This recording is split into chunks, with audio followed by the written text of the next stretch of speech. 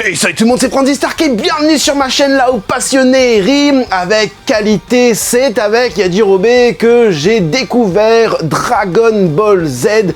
C'est la figurine qui me faisait le plus de l'œil. Donc autant vous dire que la jauge de nostalgie est au summum et elle est prête à livrer son ultime attaque. On se fait ça ensemble, c'est parti!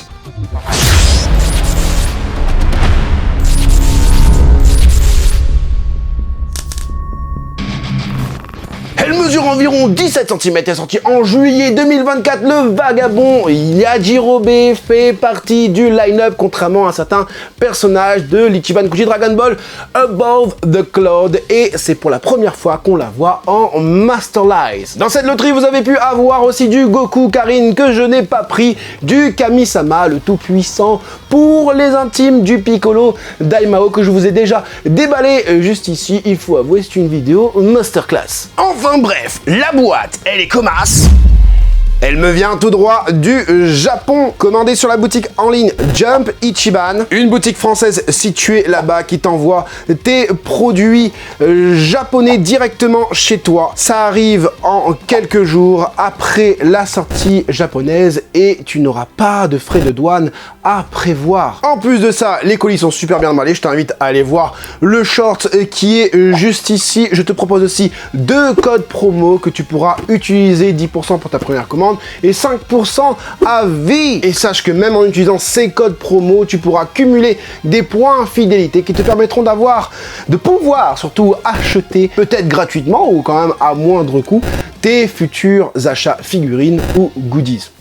Pas cool ça? Allez, c'est parti, on y va. Sachez que dans le descriptif de cette vidéo, il y a des timecodes qui vous permettront d'aller directement là où vous le voulez. Allez voir les thèmes abordés, que ce soit le sculpte, les teintes, les proportions, mais aussi la musique badass en fin de vidéo. On est du coup sur un plastique rigide pour ce Yajirobe. Il se présente du coup ainsi et de ce que je vois, il est énorme!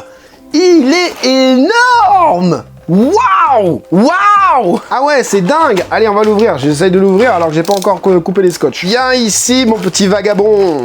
Oh là là! Oh là, elle est lourde!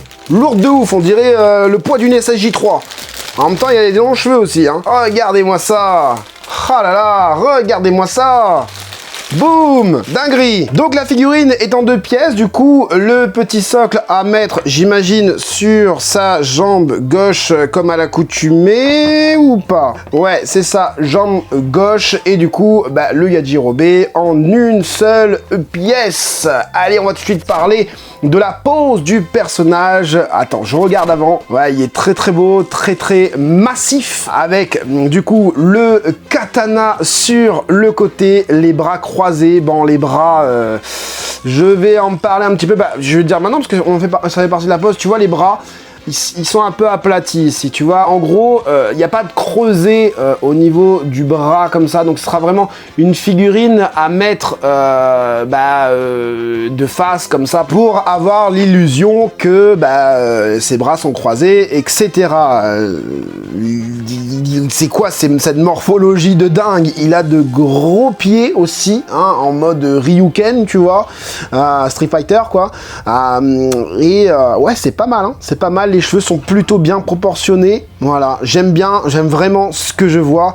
C'est vraiment un personnage que je voulais avoir parce que j'ai toujours cru que c'était un Saiyan hein, à la base. C'est marrant hein, quand même. Hein.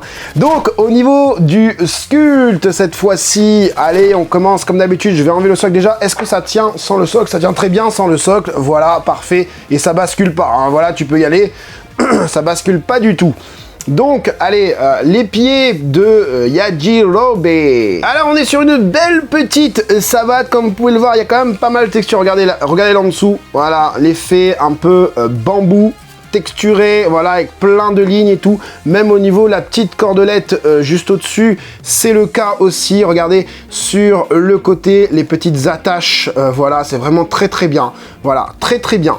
Avec aussi les attaches au niveau du talon. Ici, les espèces de bandes de de tibia, même si c'est pas vraiment sur son tibia, c'est plus sur sa cheville du coup là. Un ou deux plis, pas plus. Ici au niveau du genou, c'est représenté vite fait au niveau du genou, juste ici par des petits stries là et ici. On voit son petit maillot de sumo tout rouge, c'est marrant, regarde en dessous. Tu vois, il y a même un truc en plus là, juste ici. C'est marrant. Tu fais ça avec une figurine de féminine et tu te fais traiter. Là, tu fais ça un truc masculin, ça te fait rire. Hein, voilà, bon, hein, le décalage. Ensuite, au niveau de son kimono, hein, je peux appeler ça un kimono, on a quelque chose de bien fait ici, puisque c'est pas plaqué dessus, je veux dire, le bout du kimono, il se relève un peu au vent, comme ça. Les petits stries ici, au niveau de son kimono, bien fait aussi. Pareil pour les petites pliures, vraiment top. À l'arrière, ça donne ça aussi. Pareil, c'est simple, c'est léger hein, en termes de pliure, etc. Des petits stries et tout ça. Mais c'est exactement ça qu'on veut. Hein. On veut du Dragon Ball, un effet Chara Design Dragon Ball. Hein, c'est ce qu'on veut. Hein. Donc voilà, pareil aussi au niveau de la ceinture, quelque chose d'assez simple, mais bien fait. Ici, du coup, on a un deuxième truc qui tient la ceinture. En gros, c'est la bande de la ceinture qui passe. Et lui, il arrive à mettre son katana dedans. Le katana, waouh, il est bien fait aussi. Hein. Il est bien fait, je vais essayer de vous montrer ça. Alors, je suis désolé, je viens de perdre mon retour, c'est-à-dire que le câble qui me sert pour transférer mon appareil photo en retour vers l'écran est mort, est pété. Donc, je suis en train de regarder dans l'appareil photo directement au niveau du retour appareil photo, et ça, c'est pas génial, hein, c'est pas ce que j'ai l'habitude de faire, donc il va falloir que je me commande un câble. Ici, du coup, tu vois, je galère. Donc tu vois, le katana est bien fait, assez lisse. Ici, on a quelque chose une pièce mise en plus, ou peut-être sculptée.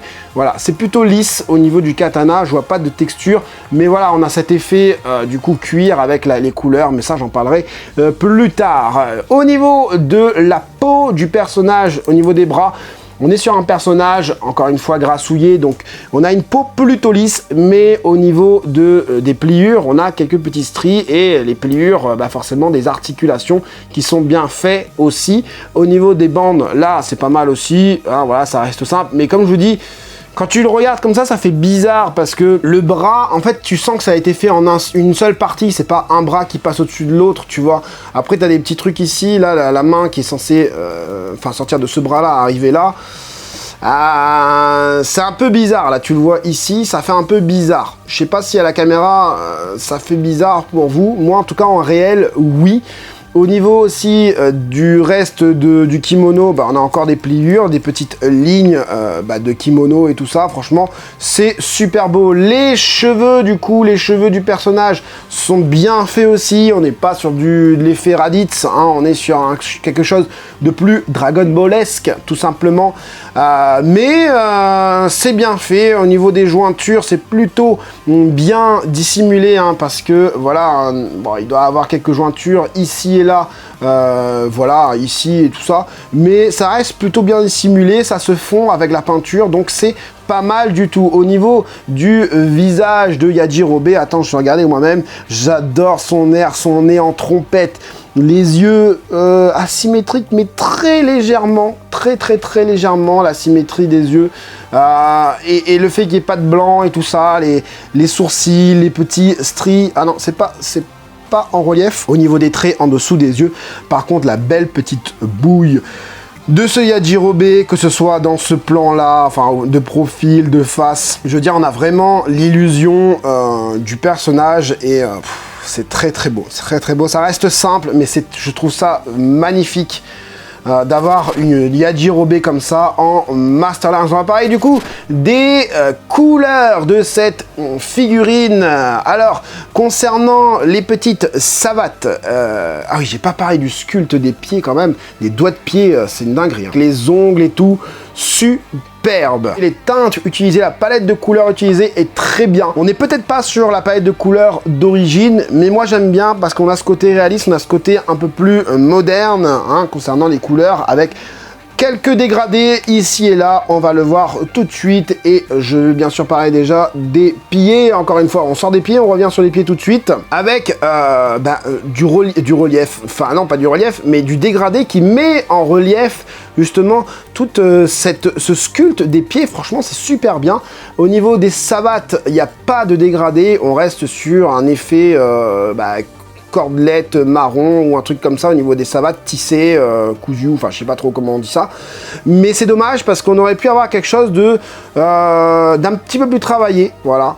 Hein, surtout par exemple le dessous, tu vois, là on voit qu'il n'y a pas du tout de dégradé au niveau du dessous des savates, mais on aurait pu avoir toutes les petites lignes à l'intérieur, toutes les petites interstices un peu plus foncées, ça aurait été pas mal.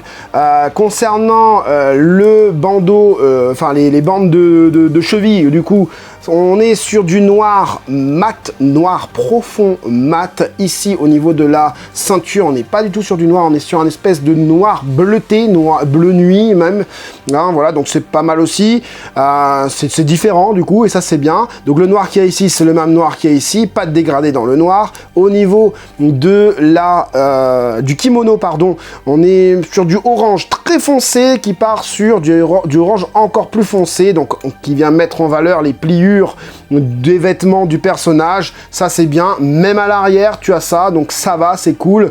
Ils ont pas voilà, ils ont pas lésiné sur les moyens, hein, voilà, ils sont pas dit on va pas mettre de dégradé derrière. Ils ont réalisé la figurine jusqu'au bout. Au niveau des bras, comme tu peux le voir, on a encore des dégradés, pardon, au niveau des articulations, même ici au niveau du coude, en dessous, etc. Pareil ici au niveau du torse, des pecs, hein, qui viennent mettre en valeur du coup la clavicule, juste là. Ça c'est bien. Au niveau des cheveux, ça brille peut-être très légèrement, mais c'est le noir que j'aime. Du coup, un espèce de noir gris, tu vois. Alors ça brille un petit peu peut-être pour vous.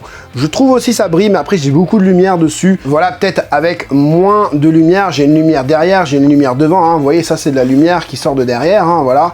Donc voilà, au niveau du visage, on a la peau légèrement, très légèrement brillante, d'accord. Mais ça va, franchement. T'as le petit nez en trompette, la petite bouche comme ça, coloré marron.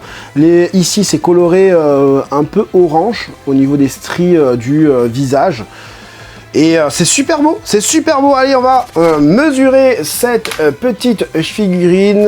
Voilà, ici, on nous avait dit, je sais plus combien, hein, on a dû nous dire du 17 cm. Voilà, on est plutôt sur du 18, hein, voilà, avec cette petite mèche qu'il y a là.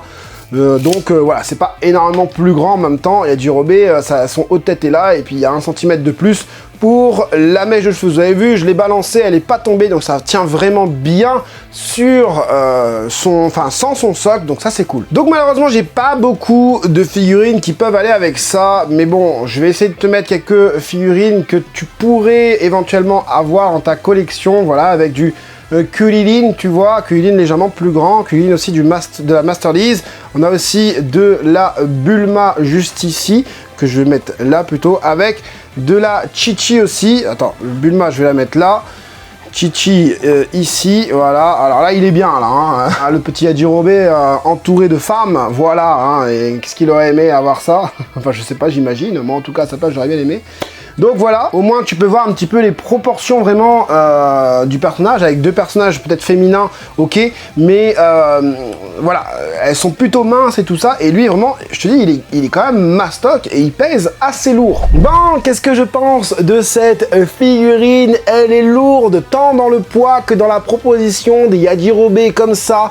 Tu n'en auras plus, je ne pense pas. Après, je peux me tromper, mais ça va être difficile de pouvoir un Yajirobe de cette qualité-là, avec du paint job bien fait, vraiment un chara design très accurate par rapport à ce qu'on connaît, en tout cas pour moi, de l'anime. Franchement, je kiffe et c'est ce que je voulais voir en Master Life depuis très longtemps. Ça fait au moins 2-3 ans que j'attendais un Yajirobe digne de ce nom, et là je suis conquis. Est-ce que je te la conseille? Et bien évidemment, fais-toi plaisir sur la boutique Jump Ichiban, utilise mes codes promo, commande ça, parce que si tu veux du Yajirobe avec son slip rouge en dessous, Ben, c'est le moment ou jamais. J'espère en tout cas que ces petits déballages t'aura fait kiffer. Si c'est le cas, je t'invite à mettre le gros like pour le soutien et le développement de cette chaîne. N'hésite pas aussi à partager cette vidéo pour que les gens puissent voir que Yajirobe est là, il est en force. J'espère en tout cas que cette